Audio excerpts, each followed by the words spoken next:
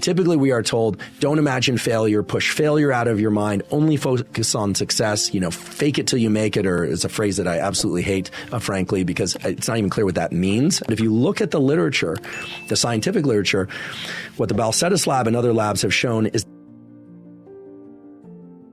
we hear, keep the big goal in mind, focus on the big goal. So now we're going to address, what does the science say about visualizing big goals? If you're somebody who is interested in business, or let's say you're focused on relationship, is thinking about the perfect relationship and what that would look like and the family that you would have and where you would live, is that effective in generating the kinds of behaviors that will lead you to that?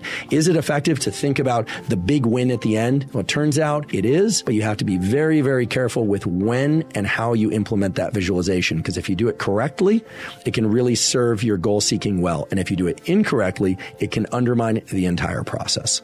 So does visualization work? Well, turns out that visualization of the big win, the end goal, so the Super Bowl win, or 8 gold medals in the Olympics, or graduation from the university of your choice, or making a certain amount of money, or finding the partner of your choice, etc. That visualization is effective in getting the goal pursuit process started, but it actually is a pretty lousy and maybe even counterproductive way of maintaining pursuit of that goal, meaning continuing to engage the sort of actions that are going to get you to eventually achieve that goal.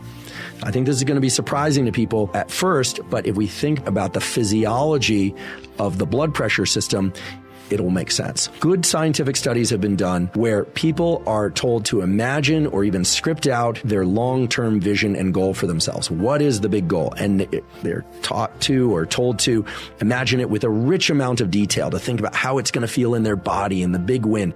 And basically what happens is, if you measure people's blood pressure or other metrics of physiology, you see an increase in that systolic blood pressure. There's kind of a ramping up of the readiness and excitement for that goal. But that increase in blood pressure quickly wanes. And over time, that visual of the long-term goal becomes a poor thing to rely on in order to generate the actions that are required to reach that goal. In fact, there's a much better way to maintain ongoing action toward a goal that also involves visualization, but it turns out it's not about visualizing success, it's about visualizing failure. The Balcetis lab and other labs have looked at whether or not people make progress toward goals of different types, whether or not they're thinking about the goal, they're thinking about that goal line and what they want to achieve, that long-term goal and all the wonderful things associated with it, or whether or not they're thinking about all the ways in which they could fail en route to that goal. Right? This is not typically what we are encouraged to do. Typically, we are told, don't imagine failure, push failure out of your mind, only focus on success, fake it till you make it, or is a phrase that I absolutely hate, frankly, because it's not even clear what that means, and it's not even clear what the ethical form of that is. I think it means continue despite any anxiety or fear that things won't work out. But if you look at the literature, the scientific literature, what the Balcetis lab and other labs have shown is that there's a near doubling in the probability of reaching one's goal if you focus routinely on foreshadowing failure. You think about the ways in which things could fail if you take action A or you take action B, and instead, therefore, you take action C.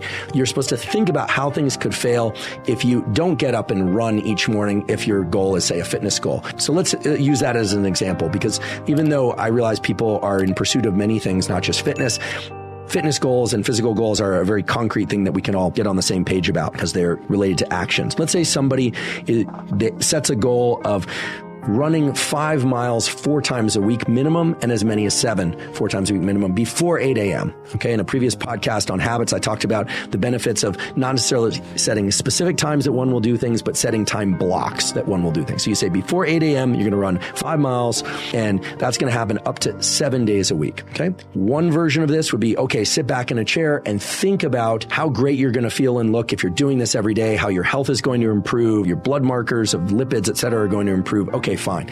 That's the visualization goal of visualizing the endpoint. Turns out that is far less effective and maybe even counterproductive compared to thinking about what's going to happen if you don't do this, the negative health outcomes that are going to occur, the disappointment you're going to have in yourself, the fact that you're going to wait until 7:30. That's not long enough for many people to run 5 miles. You go to put on your shoes, and it's going to be pouring rain or even hailing or snowing outside, and now you're not going outside unless you're somebody who's particularly motivated to do that. So foreshadowing failure turns out to be the best way to motivate toward goal pursuit. In fact, as I mentioned before, there's a near doubling in the likelihood that people will reach goals of any kind when they're constantly thinking about how bad it's going to be if they fail. If we think back to the neural circuit associated with assessing value in our goal pursuits, this makes perfect sense. The amygdala, that center of the brain that's involved in anxiety and fear and worry, well, the amygdala is one of the 4 core components of our goal setting and goal pursuit circuitry. And there's no bypassing that. There is no one listening to this or watching this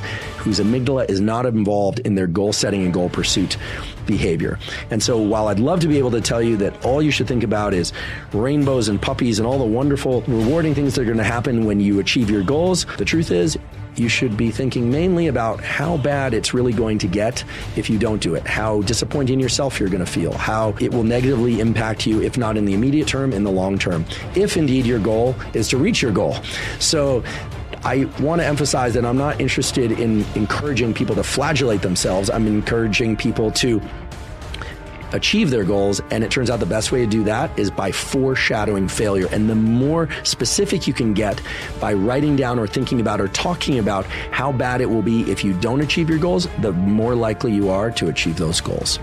Part of the reason for that almost certainly has to do with increases in systolic blood pressure and increases in readiness in your system when you imagine failure. The brain and body are much better at moving away from fearful things than towards things we want. I wish I could tell you that wasn't the case, but there is a true asymmetry in the way we are built. In fact, the brain and body can engage in what's called one trial learning. When something bad happens, we eat a food that makes us sick, we have an interaction with a person or place that we really don't like, it only takes one trial to one event, one time, to reorient or rewire our neural circuitry so that we have a bias toward moving away from that thing in the future. When things go well, unfortunately, that doesn't often occur. If things go really, really well, it might orient our brain and body toward wanting more of that thing, and we'll have neural circuitry changes that will lead us to engage in that particular behavior or interaction again.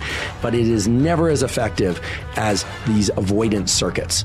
So again, foreshadow failure. If you're going to visualize in a positive way, do that at the very beginning of some goal pursuit. Maybe intermittently, every once in a while, you imagine the big win of, scoring perfect on an exam or winning the championship or the great relationship. But most of the time, if you want to be effective, you should be focusing on avoiding failure, and you should be really clear about what those failures would look like and feel like.